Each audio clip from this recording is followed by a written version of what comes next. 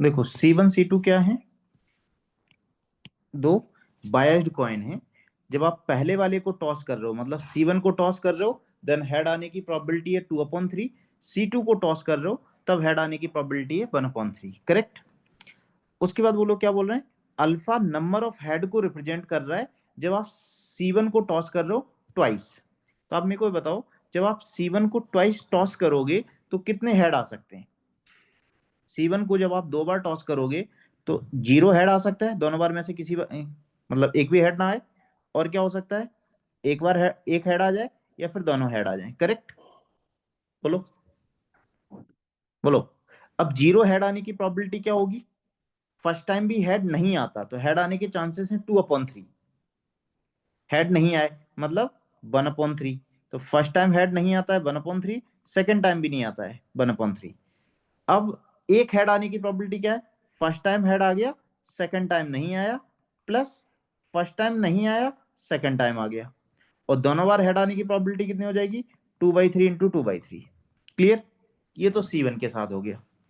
फिर वो लोग क्या बोल रहे हैं, आगे रीड करते हैं। Beta is the number of head when C2 is tossed twice. C2 को दो बार आप टॉस कर रहे हो तो बीटा क्या है, नंबर ऑफ हेड को रिप्रेजेंट कर रहा है।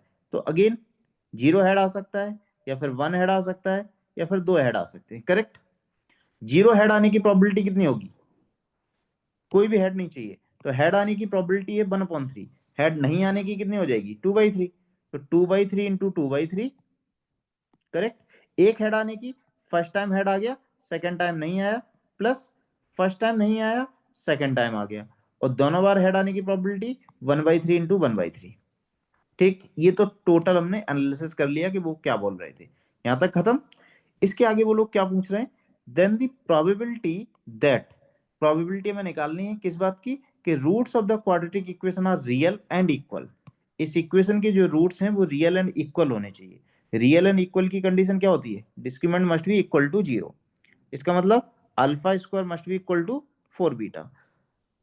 अल्फा स्क्वायर जो है वो 4 बीटा की इक्वल होना चाहिए। अब मेरे को ये बताओ कि अल्फा की आप क्या क्या वैल्यू ले सकते हो। अल्फा की वैल्यू 0 1 2 ले सकते हो, बीटा की वैल्यू भी 0 1 2 ले सकते हो। तो देखो जैसे आपने अल्फा को 0 लिया तो बीटा की वैल्यू कितनी आएगी, 0 आ जाएगी। तो एक केस तो आ जाएगा आपका 0,0, है ना। मतलब अल्फा भी 0 आता है, बीटा भी 0 आता है, तब आपके रियल एंड इक्वल रूट हो जाएंगे। एंड दूसरा केस क्या हो जाएगा कि अल्फा को आप 2 ले लो और बीटा को 1 ले लो। अल्फा को 2 ले लो, बीटा को 1 ले लो।